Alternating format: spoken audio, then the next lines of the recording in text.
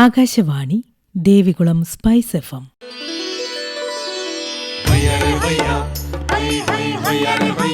കിസാൻ വാണി.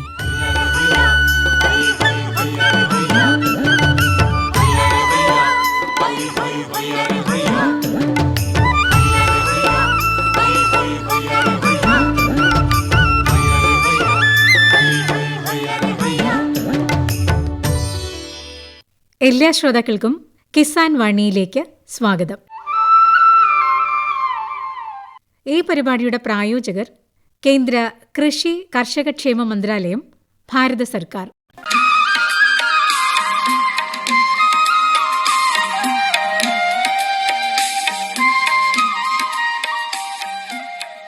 പ്രിയ ശ്രോതാക്കളെ, ഇന്നത്തെ കിസാൻ വാണിയിലേക്ക് സ്വാഗതം.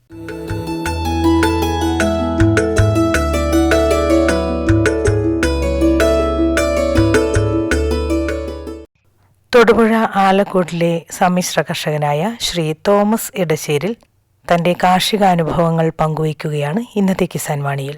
ഇടുക്കി ജില്ലയിലെ കർഷകരെല്ലാം തന്നെ അത്യധ്വാനം ചെയ്ത് അവരുടെ ജീവിതം മുന്നോട്ട് കൊണ്ടുപോകുന്ന കർഷകരാണ്. അവരുടെ ഓരോരുത്തരുടെയും ജീവിതങ്ങളിൽ വിയർപ്പിന്റെ അത്യധ്വാനത്തിന്റെ കഥകളാണ് പറയാനുള്ളത്. അത്തരത്തിൽ ഇടുക്കി ജില്ലയിലെ ആലക്കോട് പഞ്ചായത്തിലെ ആലക്കോട് തന്നെ താമസിക്കുന്ന ഒരു കർഷകന്റെ ജീവിതാനുഭവങ്ങളാണ് ഇന്ന് നമ്മൾ ശ്രമിക്കുന്നത്.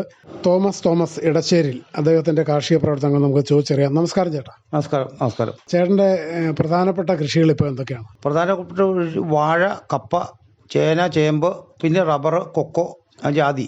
ഈ കാർഷിക പ്രവർത്തനങ്ങളിൽ ഏർപ്പെട്ട് തുടങ്ങിയിട്ട് എത്ര നാളുകളായി? 35 വർഷത്തിന് മുകളിലായി. അപ്പോൾ പഠനം, വിദ്യാഭ്യാസമൊക്കെ എവിടെയായിരുന്നു? പഠന വിദ്യാഭ്യാസം കല്ലാനിക്കൽ തെക്കുംഭാഗത്ത് എടവെട്ടി പഞ്ചായത്തിലാണ് ഞാൻ ജനിച്ചു വളർന്ന ആള്. അപ്പോൾ അവിടെ ഹൈസ്കൂളിലാണ് പഠിച്ചത്. ഹൈസ്കൂളിൽ SLC പൂർത്തിയാകുന്നതിന് മുമ്പ് പഠിത്തം നിർത്തി പോന്നു. പിന്നെ കാർഷിക മേഖലയിലേക്ക് കടന്നു. അപ്പോൾ 10ാം ക്ലാസ് വരെ പഠിച്ചതിന് ശേഷം പിന്നീട് മുഴുവൻ സമയം കാർഷിക പ്രവർത്തനങ്ങളിലേക്ക് കടക്കുകയായിരുന്നു അല്ലേ? അപ്പോൾ അന്നൊക്കെ ഈ ചെറുപ്പകാലത്തൊക്കെ എന്ത് കൃഷിയായിരുന്നു ഇവിടെയൊക്കെ പ്രധാനമായിട്ടുണ്ടായിരുന്നത്? അന്ന് നെല്ല്, കപ്പ, വാഴ, ഇഞ്ചി, അങ്ങനെയുള്ള തന്നാണ്ട് കൃഷികളായിരുന്നു കൂടുതലുണ്ടായിരുന്നത്. അത് കാരണവന്മാരുടെ നിയന്ത്രണത്തിലായിരുന്നു.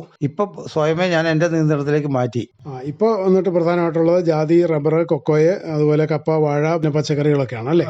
മൊത്തം എത്ര ഏക്കർ സ്ഥലത്താണ് കൃഷികൾ ചെയ്യുന്നത്? 3.5 ഏക്കറുണ്ട്. 3.5 ഏക്കർ സ്ഥലത്ത് സമ്മിശ്രമായിട്ടാണ് കൃഷികളെല്ലാം ചെയ്യുന്നത്? കൊക്കോയും റബ്ബറും സമ്മിശ്രമായിട്ടും, വാഴ മറ്റുള്ള എല്ലാം ജാതിയെല്ലാം സെപ്പറേറ്റുമാണ്. അപ്പോൾ റബ്ബർ കൃഷിക്ക് ഇടവിളയായിട്ടാണ് കൊക്കോ കൃഷി ചെയ്യുന്നത് അല്ലേ? അതെ, ഇടവിളയായിട്ടാണ്. അത് എത്ര സ്ഥലത്തുണ്ട്? 2 ഏക്കറിന് മുകളിലുണ്ട് കൊക്കോയും റബ്ബറും. ഈ കൊക്കോയൊക്കെ ഏത് ഇനം ബഡ് ചെയ്ത തൈകളാണോ നട്ട് പിടിപ്പിച്ചത്?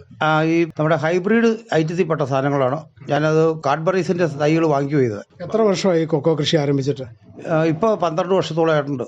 12 വർഷത്തോളം കൊക്കോ കൃഷി ആയിട്ടുണ്ട്. ഇപ്പോൾ ആദായം ലഭിക്കുന്നുണ്ടോ കൊക്കോയിൽ നിന്ന്? ഇപ്പോൾ മഴ കൂടുതലായതുകൊണ്ട് ഉൽപാദനം കുറവാണെങ്കിലും ഇപ്പോൾ ഒരു 60 കിലോയ്ക്ക് മുകളിൽ ഞാൻ ഉണക്കക്കാ വിറ്റ് കഴിഞ്ഞു. 735 രൂപയ്ക്കാണ് ഇപ്പോൾ കാ വിറ്റത്. അപ്പോൾ ഈ കൊക്കോ നമ്മൾ കൃഷി ചെയ്ത് കഴിഞ്ഞാൽ, ഈ റബ്ബറിന്റെ ഇടവിളയായിട്ടാണല്ലോ കൃഷി ചെയ്തിരിക്കുന്നത്, അതിന്റെ ഇടവിളയായിട്ട് കൃഷി ചെയ്ത് കഴിഞ്ഞാൽ എത്ര വർഷമായപ്പോഴത്തേക്കും ഇത് കായ്ക്കാൻ തുടങ്ങി? 18 മാസമാണ് ഇത് പൂക്കാനുള്ള വേണ്ടുന്ന കാലാവധി. അതായത് റബ്ബർ വയ്ക്കുന്നത് കൊണ്ടൂർ ലൈൻ എന്ന് പറയും. 20 അടി വീതിയും 10 അടി നീളത്തിലും. അപ്പോൾ 1 ഏക്കറിൽ 185 റബ്ബർ വയ്ക്കാം. അതിനിടവഴി അപ്പോൾ എയർ സ്പേസ് കിട്ടും. അപ്പോൾ നമ്മളതിൻ്റെ നടുക്കൂടെ 4 ഓരോ കൊക്കോ വെച്ച് കഴിഞ്ഞാൽ 1 ഏക്കറിനകത്ത് 180 റബ്ബർ വയ്ക്കുമ്പോൾ 120 കൊക്കോയും വെക്കാൻ പറ്റും. അങ്ങനെയാണ് വെക്കുന്നത്. 250ഓളം കൊക്കോകൾ ഇപ്പോൾ കൃഷി ചെയ്യുന്നുണ്ട്.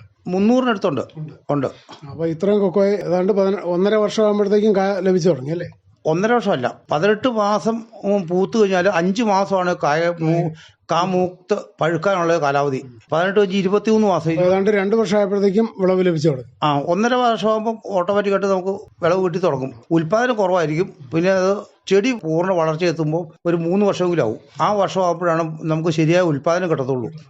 ഇപ്പോൾ ഇത് വളർന്നു വരുന്നതിൻ്റെ ഇടയ്ക്ക് നമ്മൾ എന്തെല്ലാം വളപ്രയോഗങ്ങളാണ് ചെയ്യാറുള്ളത്? ചാണകം, കോഴിവളം, രാസവളം, പൊട്ടാഷ് ഒഴിച്ച് ബാക്കി ഒരു സാധനം ചേർക്കാറില്ല.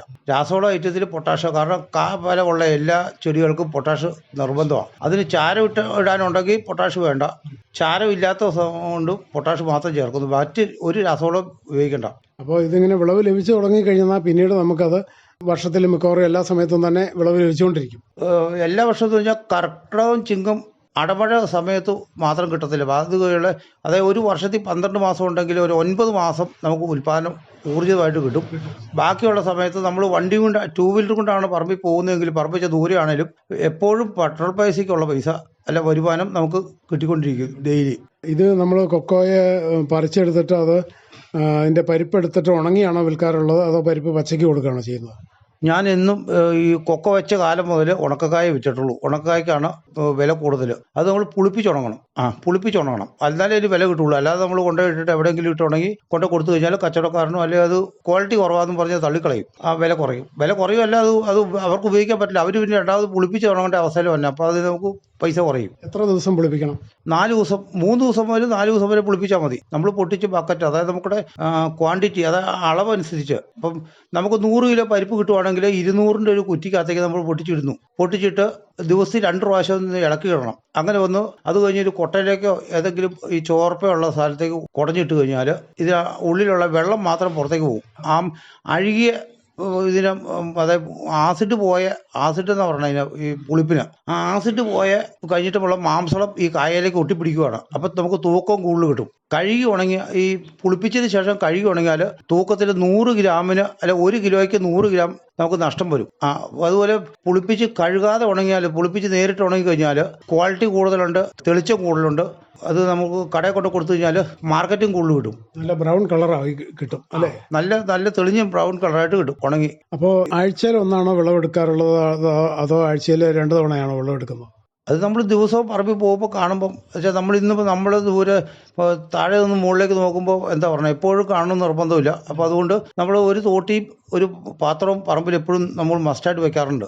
അപ്പോൾ ആ കാണുന്ന സാധനം പറിച്ച് നമ്മൾ എവിടെയെങ്കിലും കൂട്ടിയിട്ട് ആഴ്ചയിൽ 1-2 ദിവസമായിട്ട് നമ്മുടെ സൗകര്യാർത്ഥം പൊട്ടിച്ചുകൊണ്ട് പോന്നാൽ മതി. പൊട്ടിച്ച് പരിപ്പായിട്ടേ കൊണ്ടുവരാറുള്ളൂ. തൊണ്ട് നമ്മൾ എവിടെയെങ്കിലും കൂട്ടിയിടുക എന്ന് വെച്ചാൽ ഈ കൊതുക് ഉണ്ടാകാൻ സാധ്യത കൂടുതലുണ്ട്. ഇതിൻ്റെ ഈ തൊണ്ടിനകത്ത് വെള്ളം കെട്ടിക്കിടന്ന്. അപ്പോൾ ആ തൊണ്ടൊന്ന് തല്ലി പൊട്ടിച്ചിട്ട് അങ്ങ് ഇടുകയാണെങ്കിൽ അത് ജൈവവളമായിട്ട് നമുക്ക് ചെടി അല്ല നമ്മൾ ഉപയോഗിക്കട്ടെ, ചെടി ചൂടിയിട്ടാൽ മതി. ചീഞ്ഞ് ജൈവവളമായിട്ട് കിട്ടിക്കൊണ്ടിരുന്നുള്ളൂ. നമ്മൾ വേറെ അതിന് വേണ്ടിയിട്ടൊന്നും പൈസ മുടക്കാനോ അല്ലെങ്കിൽ മെനക്കെടാനോ പോകേണ്ട കാര്യമില്ല. അങ്ങനെ കൊക്കോ ഓരോ ദിവസവും ഇപ്പോൾ ഒരു കാ പഴുത്തിട്ടുണ്ടെങ്കിൽ അത് അപ്പോൾ തന്നെ പറിച്ചെടുക്കുന്നു. പിന്നീട് അത് ആഴ്ചയിൽ 1 അല്ലെങ്കിൽ ആഴ്ച 2 ദിവസമായിട്ട് അത് പൊട്ടിച്ച് അതിൻ്റെ പരിപ്പെടുത്തുകൊണ്ട് പോരുന്നു. അങ്ങനെ ഇത് ഉണങ്ങി നമ്മൾ വീട്ടിൽ കൊണ്ടുവന്ന് ഉണങ്ങിയിട്ട് നമ്മൾ അടുത്തുള്ള കടകളിൽ തന്നെ വിൽക്കുകയാണോ ചെയ്യുന്നത്? നമ്മളിപ്പം കാഡ്ബറീസിൽ കൊടുക്കാം. അപ്പോൾ ഒരു 5-6 രൂപ വെച്ച് നമുക്ക് മാർക്കറ്റ് വില കഴിഞ്ഞും കൂടുതൽ കിട്ടും. അപ്പോൾ അത് നമുക്ക് കൊണ്ടുപോകുന്നത് വെച്ചാൽ ദൂരെയാണെങ്കിൽ ഈ സാധനം ഞാൻ ഈ ടിന്നുകൾ മുഴുത്ത ടിന്നിനകത്ത് അടച്ചു വെച്ചില്ല, കുത്തൻ എന്ന് പറഞ്ഞ സാധനമുണ്ട്. ഈ കീടം കയറും, കുത്തിപ്പൊടിച്ച് പോകും. അപ്പോൾ അതിനകത്ത് ഉണങ്ങി നല്ല ശരിക്കും ഉണങ്ങി കഴിഞ്ഞ് അടച്ചു കഴിഞ്ഞാൽ അവിടെ ഇരുന്നോളൂ. 1 വർഷം 2 വർഷം വേണേലും എയർ കയറാണ്ടിരുന്നാൽ മതി. അപ്പോൾ അങ്ങനെ ഇരുന്ന് കഴിഞ്ഞാൽ നമുക്ക് പൈസയ്ക്ക് ആവശ്യമുള്ള സമയത്ത് അല്ലെ വില കൂടുന്ന സമയത്ത് നമുക്ക് നമ്മുടെ സൗകര്യാർത്ഥം വിൽക്കാൻ പറ്റും. ഇവിടെ കാഡ്ബറീസിൻ്റെ ഇത്തരത്തിൽ കൊക്കോ പരിപ്പെടുക്കുന്ന സ്ഥാപനമുണ്ടോ? തൊടുപുഴയുണ്ട്. അവിടെ കൊണ്ട് കൊടുത്തു കഴിഞ്ഞാൽ നമുക്ക് മാർക്കറ്റ് വിലയിൽ നിന്ന് ഒരു 5 രൂപയ്ക്ക് മുകളിൽ 1 കിലോയിൽ കൂടുതൽ മിനിമം കിട്ടും. അപ്പോൾ നമ്മൾ വണ്ടിക്കൂലി നമുക്ക് മുതലാക്കാൻ പറ്റും. അപ്പോൾ അങ്ങനെയാണ് കൊക്കോയുടെ കൃഷി മുന്നോട്ട് പോകുന്നത്. ഇപ്പോൾ എത്ര രൂപ വരെ ലഭിക്കുന്നുണ്ട്? 740? 745-35. അത് ഇപ്പോൾ ഇച്ചിരി ക്വാളിറ്റി കുറവാണ്. കാരണം മഴ കഴിഞ്ഞതിന് ശേഷം വന്നപ്പോൾ ഇച്ചിരി ക്വാളിറ്റി കുറവാണ്ട് ചിലപ്പോൾ 5 രൂപ 10 രൂപ. അത് കച്ചവടക്കാരന് തന്നെയാണ് 10 രൂപ കുറച്ചേ വാങ്ങിക്കത്തുള്ളൂ. നമുക്ക് കാഡ്ബറീസിൽ കൊടുക്കുവാണെങ്കിൽ നമുക്ക് ഈ പറഞ്ഞ 10 രൂപ 5 രൂപയ്ക്ക് മുകളിൽ എന്താണെങ്കിലും കൂടുതൽ കിട്ടിക്കൊണ്ടിരിക്കും. ഇത് ഈ കൊക്കോയ്ക്ക് എത്ര രൂപ വരെ കൂടിയ വില ലഭിച്ചിട്ടുണ്ട്? ഞാൻ 1135 രൂപയ്ക്ക് കഴിഞ്ഞ വർഷം വിറ്റതാണ്. 130 കിലോ സാധനം ഞാൻ വിറ്റതുമാണ്. കഴിഞ്ഞ കൊല്ലം 130 കിലോ സാധനം ഞാൻ വിറ്റു. 1135 രൂപയ്ക്ക് വിറ്റത് ഏറ്റവും ടോപ്പ്. അതൊരു വലിയ ചരിത്ര വിലയായിരുന്നു അല്ലേ? ചരിത്ര വിലയായിരുന്നു. ഇതിനുമുമ്പ് എൻ്റെ സ്വപ്നത്തിൽ പോലും ഇല്ലാത്ത വിലയായിരുന്നു. അതുപോലെ കൂടി ഉൽപ്പാദനം കുറഞ്ഞു. ഞാനെന്ന് പറഞ്ഞാൽ ഇത് എൻ്റെ തൊഴിലെന്ന് പറഞ്ഞാൽ കാർഷിക മേഖല ആയതുകൊണ്ട് നമ്മൾ പറമ്പിൽ നിന്ന് പോരാറില്ല. രാവിലെ 6 മണിക്ക് എന്ന് പറഞ്ഞ സമയത്തുണ്ടെങ്കിൽ പറമ്പിലിറങ്ങും 11:30 വരെ. പിന്നെ 3 മണിക്ക് ഇറങ്ങിയാൽ 6:30 വരെ. ഇതാണ് എൻ്റെ കൃഷി. പണിക്കാരില്ല, ഞാൻ സ്വന്തമുള്ള പരിപാടിയേ ഉള്ളൂ. നമ്മൾ ടൈം ടേബിൾ അനുസരിച്ചുള്ള പരിപാടിയാവും. ഒരു പണിക്ക് പോയാൽ ആ പണി മാത്രം നോക്കുകയുള്ളൂ. അപ്പോൾ പിന്നെ രണ്ടാമത്തെ ദിവസം നമുക്ക് വേറൊരു പണി ചെയ്യാൻ പറ്റും. അങ്ങനെ ടൈം ടേബിൾ അനുസരിച്ച് ചെയ്താൽ കാർഷിക മേഖലയിൽ നമുക്ക് ആൾ കുറവ് മതി. നമുക്ക് നന്നായിട്ട് കാര്യങ്ങൾ മുന്നോട്ട് കൊണ്ടുപോകാൻ സാധിക്കുകയും ചെയ്യും. സാധിക്കും. ഇപ്പോൾ 200-250 കൊക്കോ ഉണ്ടെങ്കിൽ നമ്മൾ 1-2 ദിവസം കൊക്കോയുടെ മാത്രം. അത് കഴിഞ്ഞാൽ പിന്നെ ഒരാഴ്ചത്തേക്ക് അത് നോക്കണ്ട. മറ്റെന്തെങ്കിലും തെങ്ങോ മറ്റോ കമുകോ എന്താണുള്ള അരിയിലേക്കോ എന്തൊക്കെ നമുക്ക് ഓരോ ദിവസം ഓരോ പടി നമ്മൾ നോക്കുന്നു. അതിനിടയ്ക്ക് കിട്ടുന്ന സമയം കൊണ്ട് നമ്മൾ 1 മണിക്കൂറും പറമ്പിലൊന്ന് ഓടിച്ച് നോക്കിക്കഴിഞ്ഞാൽ എനിക്ക് ഇരുമ്പ് തോട്ടിയുണ്ട്, ഈ 2 നില മൂർച്ചയുള്ള അരിവാള് പിടിപ്പിച്ചേക്കുന്നത്. അപ്പോൾ അത് നമ്മൾ പറിക്കുന്നു. കുത്തി മുകളിലേക്കാണെങ്കിൽ മുകളിലേക്ക്, താഴത്തേക്ക് നമ്മുടെ സൗകര്യാർത്ഥം പറിച്ചു. അത് എവിടെയെങ്കിലും എടുത്ത് സ്റ്റോക്ക് ചെയ്യുന്നു. നമുക്ക് സൗകര്യമുള്ള സമയത്ത് പൊട്ടിക്കുന്നു. ഒരാഴ്ച വരെ 15 ദിവസം വരെ കിടന്നോളും. തൊണ്ട് കറക്കാൻ ആവില്ല. 15 ദിവസം കൊണ്ട് നമുക്ക് 15 ദിവസത്തിനുള്ളിൽ പൊട്ടിച്ചെടുത്താൽ മതി. അപ്പോൾ അതിനിടയ്ക്ക് നമുക്ക് എന്തെങ്കിലും റൊട്ടേഷൻ അനുസരിച്ച് നമുക്ക് ഇത് സമയം കിട്ടും. നമ്മൾ പോയി മറ്റു പണികൾ ചെയ്യാൻ പറ്റും. ഇത് ഈ കൊക്കൊക്കെ പൊട്ടിച്ചെടുക്കാനും പറ്റും. ഈ കൊക്കോ മരങ്ങൾ നമ്മൾ വെട്ടി ഒരുക്കി നിർത്തേണ്ടി വരാറുണ്ടോ? അതോ വർഷത്തിൽ എത്ര തവണയാണ് ചെയ്യുന്നത്? വർഷത്തിൽ ഒരു തവണയെ നമ്മൾ ചെയ്യാറുള്ളൂ. കർക്കിടകം കഴിഞ്ഞ് ചിങ്ങത്തിൽ ആദ്യമേ മഴ മാറുന്ന സമയത്ത് ഈ ചെടി പൂക്കും. ആ പൂക്കുന്നതിന് മുമ്പ് ചെടി കവാത്തിയ എന്ന് പറയും. അതായത് ഇളംതെളുപ്പുകളെല്ലാം വെട്ടി തണ്ടയിൽ വെയിലടിച്ചാൽ മാത്രമേ, സൂര്യപ്രകാശം അടിച്ചാൽ മാത്രമേ ഈ തണ്ട് പൂക്കത്തുള്ളൂ. പൂക്കത്തുള്ളൂ. ആ പൂക്കുന്നതിന് മുമ്പ് ചെയ്തില്ലെങ്കിൽ ആ പൂ മുഴുവൻ നമ്മൾ വെട്ടുമ്പോൾ പകുതി പൂവോളം പോവും വെറുതെ. പിന്നെ ഉൽപ്പാദനം കൂടാൻ ഞാൻ ചെയ്തുകൊണ്ടിരിക്കുന്നത് പരാഗണം എന്ന് പറഞ്ഞൊരു ഭാഗമുണ്ട്. 2-3 ചെറുതൻ ഈച്ചപ്പെട്ടികൾ പറമ്പിൽ വിവിധ ഭാഗങ്ങളിൽ മഴ വെള്ളം ഇറങ്ങൂല്ലാത്ത തോതിൽ നമ്മൾ പെട്ടി കൊണ്ട് വെച്ചിട്ടുണ്ട്. അപ്പോൾ ഇത് തേനിൻ്റെ ആവശ്യത്തിന് വേണ്ടിയിട്ട് ഈ ഈച്ചകളെല്ലാം വരുമ്പോൾ ഈ ചെടികളിൽ പരാഗണം നടക്കും. ആ പരാഗണം ഈ കാപ്പിടുത്തത്തിൻ്റെ പ്രധാന ഘടകമാണ്. അപ്പോൾ അങ്ങനെ തേനീച്ച പെട്ടികൾ കൂടി ഉപയോഗിക്കുന്നതുകൊണ്ട് കൂടുതൽ ആദായം ലഭിക്കുന്നുണ്ട് എന്നാണ് ചേട്ടൻ പറയുന്നത് അല്ലേ? हर जोखिम से निकल कर फसल आए, सुरक्षित हो जाए। फसल बीमा से हर किसान अब आत्मनिर्भर हो जाए। संकट के समय प्रधानमंत्री फसल बीमा योजना किसानों के लिए वरदान है। अब सूखा पड़े या बाढ़ आ जाए कोई डर नहीं। अब ओले पड़े या कीट पतंगे फसल खा जाए कोई फिक्र नहीं, क्योंकि हमने लिया है प्रधानमंत्री फसल बीमा।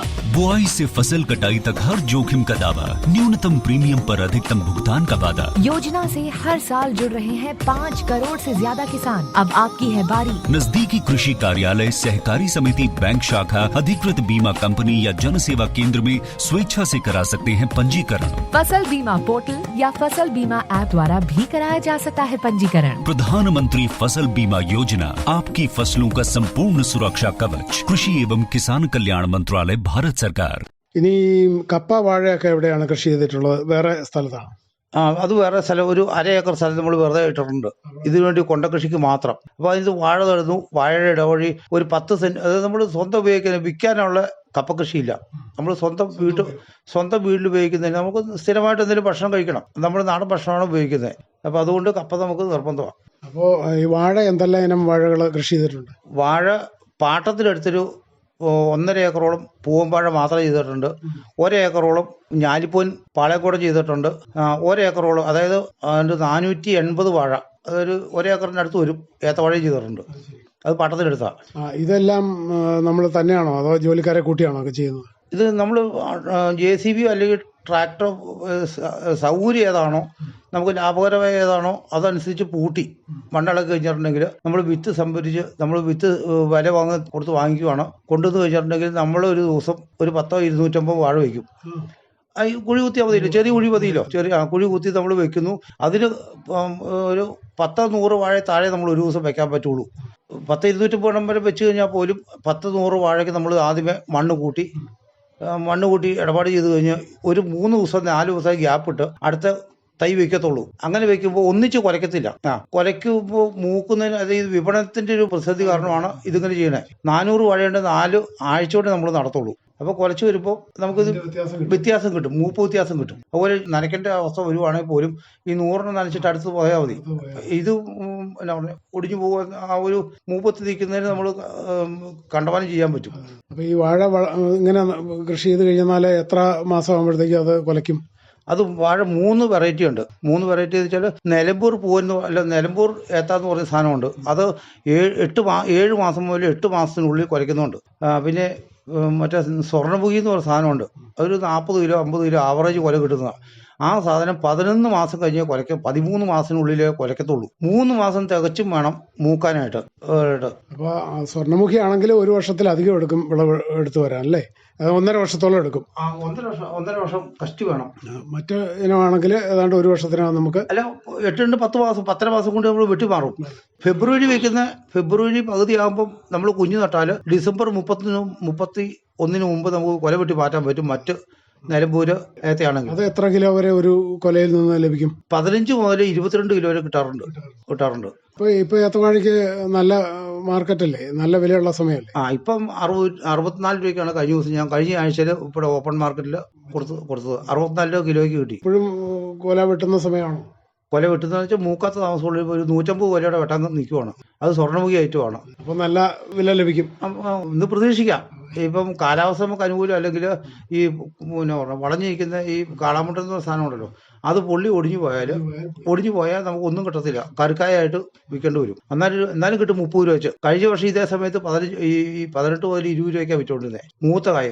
ആ കായ ഇപ്പോൾ 30 രൂപ കരുക്കായ്ക്ക് കിട്ടും. എന്നാലും നമുക്ക് ലാഭമോ നല്ല വിലയുണ്ട്. ഇത് ഇപ്പോഴെന്താണ് ഇങ്ങനെ ഈ ഏത്തവാഴയ്ക്ക് ഇങ്ങനെ വില കൂടാൻ സാധ്യത എന്നാണ് ചേട്ടൻ്റെ ഒരു കണക്കൂട്ടൽ? ഈ കഴിഞ്ഞ ദിവസം എന്തോ ഈ തമിഴ്നാട്ടിലൊരു പ്രകൃതിക്ഷോഭം ഉണ്ടായല്ലോ, കാറ്റമഴ. അതിൻ്റെ എന്തോ ഒരു പേര് സർക്കാർ ഇട്ടിട്ടുണ്ട്, അത് ഓർക്കുന്നില്ല.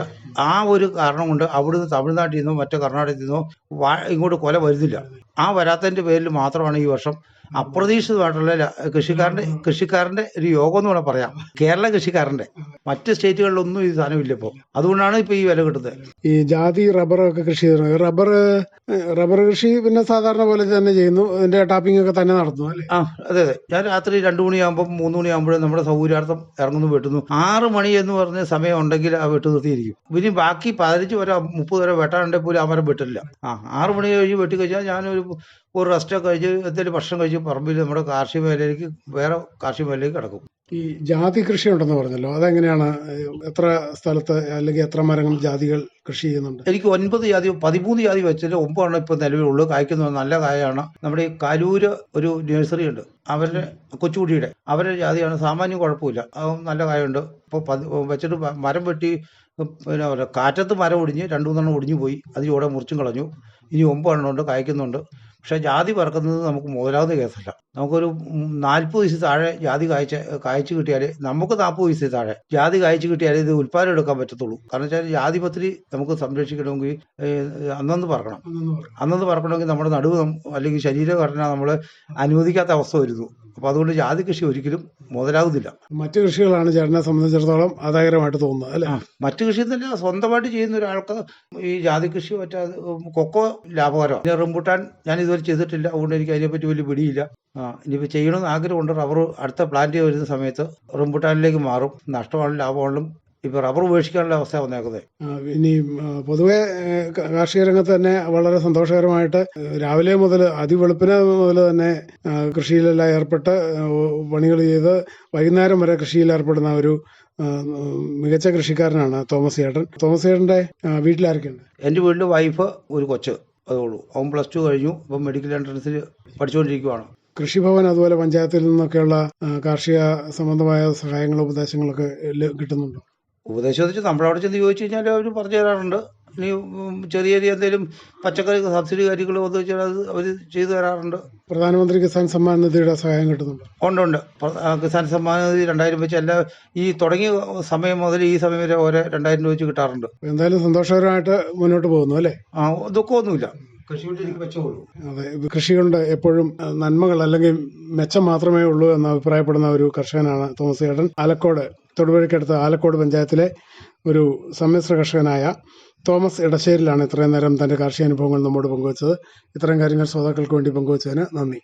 തൊടുപുഴ ആലക്കോട്ടിലെ സമ്മിശ്ര കർഷകനായ ശ്രീ തോമസ് ഇടശ്ശേരിലുമായി ഇതുവരെ സംസാരിച്ചത് ജോഷി തോമസ്. പ്രധാനമന്ത്രി കിസാൻ സമ്മാൻ നിധി ഈ പദ്ധതിയിൻ കീഴിൽ 2 ഹെക്ടർ വരെ കൈവശ ഭൂമിയുള്ള കർഷക കുടുംബത്തിന് 6000 രൂപ പ്രതിവർഷം നൽകുന്നതായിരിക്കും. അർഹരായ കർഷകർക്ക് 2000 രൂപ വീതം 3 തവണകളായി നേരിട്ട് അവരുടെ അക്കൗണ്ടിൽ നിക്ഷേപിക്കുന്നതായിരിക്കും. ഈ ചെറുകിട നാമമാത്ര കർഷക കുടുംബങ്ങളെ സംസ്ഥാന സർക്കാർ തെരഞ്ഞെടുത്തുകൊണ്ടിരിക്കുകയാണ്. ഈ പദ്ധതിയുടെ മുഴുവൻ ചെലവും ഭാരത സർക്കാരാണ് വഹിക്കുന്നത്. പ്രധാനമന്ത്രി കിസാൻ സമ്മാൻ നിധി കർഷകരുടെ കൃഷിപരമായ പുതിയ അഭിമാനം. കൃഷി കർഷക ക്ഷേമ മന്ത്രാലയം, ഭാരത സർക്കാരിൽ നിന്ന് ജനതാൽപര്യാർത്ഥം. കിസാൻ വാണിയിൽ ഇനി കാർഷിക അറിവുകൾ കേൾക്കാം. ആര്യവേപ്പിൻ്റെ കൃഷിരീതിയും ഉപയോഗങ്ങളും. ആര്യവേപ്പ് കർണാടകത്തിലെ വനങ്ങളിലാണ് കൂടുതലായി കാണുന്നത്. എല്ലാത്തരം മണ്ണിലും കാലാവസ്ഥയിലും ഈ ഔഷധ സസ്യം വളർന്നു കാണാറുണ്ട്. കൃഷിരീതി: വിത്ത് മുളപ്പിച്ചാണ് തൈകൾ ഉണ്ടാക്കുന്നത്. ജൂൺ മുതൽ ഓഗസ്റ്റ് മാസം വരെ കായ്കൾ ലഭിക്കും. വിത്തുകളുടെ അങ്കുരണശേഷി വേഗം നശിക്കുന്നതിനാൽ കായ്കൾ ശേഖരിച്ച ശേഷം ഉടനെ തന്നെ പാകി മുളപ്പിക്കണം. പാകുന്നതിന് മുമ്പ് 6 മണിക്കൂർ വെള്ളത്തിലിട്ട് കുതിർക്കുന്നത് നല്ലതാണ്. നഴ്സറിയിൽ തടങ്ങളെടുത്ത് 15x5 സെൻറ്റിമീറ്റർ അകലത്തിൽ വിത്ത് പാകാം. 15 മുതൽ 20 ദിവസങ്ങൾ കൊണ്ട് വിത്ത് മുളച്ചു തുടങ്ങും. 2 മാസം പ്രായമെത്തിയ തൈകൾ പ്ലാസ്റ്റിക് കവറിലേക്കോ കൃഷിസ്ഥലത്തേക്കോ മാറ്റി നടാം. ഏതാണ്ട് 5 മുതൽ 6 മീറ്റർ വരെ അകലത്തിൽ 50-75 സെൻറ്റിമീറ്റർ സമചതുര കുഴികൾ എടുത്ത് മേൽമണ്ണും ചാണകവും മണലും മറ്റും ഇട്ട് കുഴി മൂടി തൈകൾ വയ്ക്കാം. തൈ ഒന്നിന് 15 മുതൽ 20 കിലോഗ്രാം വരെ കാലിവളം വർഷത്തിൽ ഇട്ടുകൊടുക്കാം. രാസവള പ്രയോഗം അഭികാമ്യമല്ല. ആവശ്യമെങ്കിൽ നനയ്ക്കാം. ജനുവരി മുതൽ മെയ് മാസം വരെയാണ് പൂക്കാലം. മെയ് ആഗസ്റ്റ് മാസങ്ങളിൽ കായ്കളാകും. ഫലത്തിനകത്തുള്ള വിത്തിന് കട്ടിയുള്ള കവചമുണ്ട്. ഫെബ്രുവരി മാർച്ച് മാസങ്ങളിൽ ഇല പൊഴിയും. പൂർണ്ണ വളർച്ചയെത്തിയ ഒരു സസ്യത്തിൽ നിന്ന് 350 കിലോഗ്രാം ഇലയും 40 മുതൽ 50 കിലോഗ്രാം കായും വർഷത്തിൽ ലഭിക്കും. പച്ചക്കായ് ഉണങ്ങിയാൽ 60% തൂക്കമുണ്ടാകും. അതിൽ നിന്നും ഏതാണ്ട് 10% പരിപ്പ് ലഭിക്കും. ഔഷധ ഉപയോഗങ്ങൾ. വേപ്പെണ്ണയിൽ നിന്നെടുക്കുന്ന നിംബിഡിൻ എന്ന രാസഘടകത്തിന് സോറിയോസിസ് തടയാൻ കഴിവുണ്ട്. ആര്യവേപ്പിൻ്റെ ഇല, വിത്ത്, തൊലി, തൈലം ഇവ വാത ത്വക്ക് രോഗങ്ങൾക്ക് പ്രതിവിധിയായി ഉപയോഗിക്കാറുണ്ട്. ആര്യവേപ്പിന് രോഗാണുക്കളെ നശിപ്പിക്കുന്നതിനുള്ള ശേഷിയുണ്ട്. കഫം, പിത്തം ഇവ കുറയ്ക്കുന്നതിനും രക്തശുദ്ധി ഉണ്ടാക്കുന്നതിനും പല ചർമ്മരോഗങ്ങളുടെ ചികിത്സയ്ക്കും ഉപയോഗിക്കാറുണ്ട്. വേപ്പിൻ്റെ നീര് കുടിക്കുന്നത് വാതരോഗങ്ങൾക്ക് നല്ലതാണ്. മഞ്ഞപ്പിത്തം, വയറ്റിലുണ്ടാകുന്ന കൃമി എന്നിവയ്ക്ക് വേപ്പില നീരും തേനും ചേർത്ത് കഴിക്കുന്നത് നല്ലതാണ്. വേപ്പിലയും പച്ചമഞ്ഞളും ചേർത്തരച്ച് വിഷജന്തുക്കൾ കടിച്ച ഭാഗത്ത് പുരട്ടിയാൽ വിഷശമനം ലഭിക്കും. വേപ്പില അരച്ച് പുരട്ടുന്നത് പൊള്ളലിന് നല്ലതാണ്. ആര്യവേപ്പിലയിട്ട വെള്ളത്തിൽ കുളിക്കുകയോ ആര്യവേപ്പില അരച്ച് പേസ്റ്റ് രൂപത്തിൽ തൊലിയിൽ പുരട്ടുകയോ ചെയ്താൽ വസൂരി രോഗം ശമിക്കും. മലേറിയ രോഗത്തെ ഒരു പരിധിവരെ ചെറുക്കാൻ വേപ്പിന് കഴിയും. വേപ്പിൻ്റെ ഇലയിൽ നിന്നും ബീജത്തിൽ നിന്നും രൂപപ്പെടുത്തിയെടുത്ത എത്തനോൾ സത്താണ് ഇതിനുപയോഗിക്കുന്നത്. നൈജീരിയ, ഹെയ്റ്റി തുടങ്ങിയ സ്ഥലങ്ങളിൽ മലേറിയ രോഗത്തിനെതിരായി വേപ്പില ചായ ഉപയോഗിക്കുന്നു. ക്യാൻസറിനെതിരെ വേപ്പിൻ സത്ത് ഉപയോഗിക്കുന്നു. വേപ്പെണ്ണ, വേപ്പില ചാറ് എന്നിവ ഉള്ളിൽ അനിയന്ത്രിതമായ അളവിൽ ചെല്ലുന്നത് ആന്തരാവയവങ്ങളെ ദോഷകരമായി ബാധിക്കും. 100 മില്ലി വെളിച്ചെണ്ണയും 2 മില്ലി വേപ്പെണ്ണയും ചേർത്ത് ഉറങ്ങുന്നതിന് മുമ്പ് ദേഹത്ത് പുരട്ടിയാൽ കൊതുക് കടിയിൽ നിന്ന് രക്ഷ നേടാം. മണ്ണെണ്ണ, വേപ്പെണ്ണ എന്നിവ ചേർത്ത് ചിമ്മിനി വിളക്കുകളിൽ ഉപയോഗിച്ച് കൊതുകിനെ അകറ്റാം. വേപ്പിൻ്റെ ഉപയോഗം മറ്റു മേഖലകളിൽ. വേപ്പിലെ ജൈവിക പ്രവർത്തനശേഷിയുള്ള വിവിധ രാസപദാർത്ഥങ്ങൾ കീടങ്ങളെ അകറ്റി നിർത്തുന്നു. വേപ്പിലെ മുഖ്യ രാസവസ്തുക്കളിലൊന്നായ അസഡിറാക്റ്റിൻ കീടങ്ങളുടെ വളർച്ചയെ മുരടിപ്പിക്കുന്നു. ഇവയെ കൂടാതെ സസ്യങ്ങളിലെ ചില രോഗങ്ങൾക്കെതിരെയും ഇത് ഫലപ്രദമാണ്. വേപ്പിൻ പിണ്ണാക്കും വേപ്പിലയും നെല്ലിൻ്റെ പോള രോഗത്തിനെതിരെ ഫലപ്രദമാണ്. ഇഞ്ചിയുടെയും മഞ്ഞളിൻ്റെയും വേരിനെ ബാധിക്കുന്ന രോഗങ്ങളെ തടയാൻ വേപ്പിൻ പിണ്ണാക്കിന് കഴിവുണ്ട്. ഏലം കൃഷിക്കാർ നിമാവിരകളെ ചെറുക്കാൻ വേപ്പിൻ പിണ്ണാക്ക് ഉപയോഗിക്കുന്നു. കീടനാശിനി. 500 ഗ്രാം വേപ്പിൻ കുരുവിന് 10 ലിറ്റർ വെള്ളം എന്ന കണക്കിൽ വേപ്പിൻ കുരു ചതച്ച് തുണിയിൽ കിഴികെട്ടി പാത്രത്തിലെ വെള്ളത്തിൽ മുക്കി ഒരു രാത്രി വയ്ക്കുക. അടുത്ത ദിവസം ഇതിൻ്റെ സത്തെടുത്ത് കീടനാശിനിയായി തളിക്കുകയും കിഴിക്കുള്ളിലെ ചണ്ടി വിതറുകയും ചെയ്യാം. വിപണിയിൽ ലഭിക്കുന്ന വളങ്ങൾക്കു പകരമായി ഈ ചെലവ് കുറഞ്ഞ ചണ്ടി ഉപയോഗിക്കാം. Nitrogen, potassium, phosphorus, calcium, magnesium എന്നീ മൂലകങ്ങൾ വേപ്പിൻ കുരുവിൽ അടങ്ങിയിട്ടുണ്ട്. 95 മില്ലി ആൽക്കഹോളോ അസറ്റോണോ പോലുള്ള ദ്രാവകത്തിൽ 5 മില്ലി വേപ്പെണ്ണ ലയിപ്പിച്ച് 5% വീര്യമുള്ള ഒരു മിശ്രിതം തയ്യാറാക്കുക. ഉപയോഗശൂന്യമായ കൊതുക് തിരി മാറ്റിൽ ഈ മിശ്രിതം 2-3 തുള്ളി ഒഴിച്ച് കുതിർക്കുക. കൊതുക് നിവാരണികളിൽ ഈ മാറ്റ് ഉപയോഗിക്കാം. കാർഷിക അറിവുകൾ, തോമസ് എടശ്ശേരിലുമായുള്ള അഭിമുഖം എന്നിവയാണ് കിസാൻ വാണിയിൽ ശ്രോതാക്കൾ ഇതുവരെ കേട്ടത്.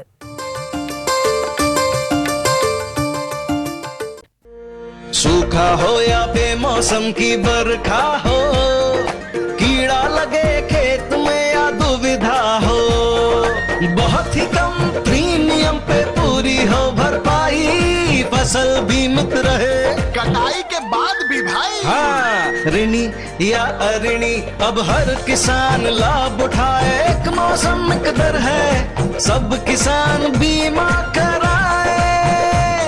प्रधानमंत्री फसल बीमा योजना से हर हर किसान मुस्काए। कृषि और किसान कल्याण मंत्रालय द्वारा किसान हित में जारी।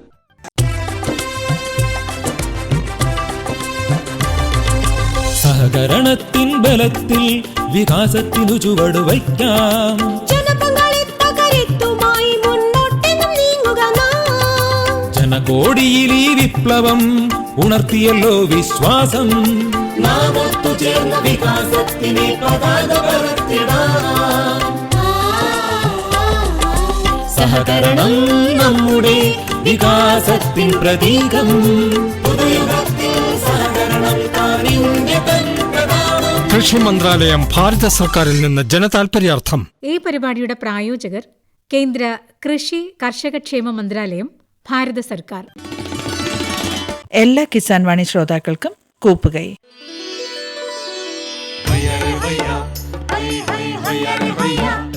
കിസാൻ വാണി സമാപിക്കുന്നു.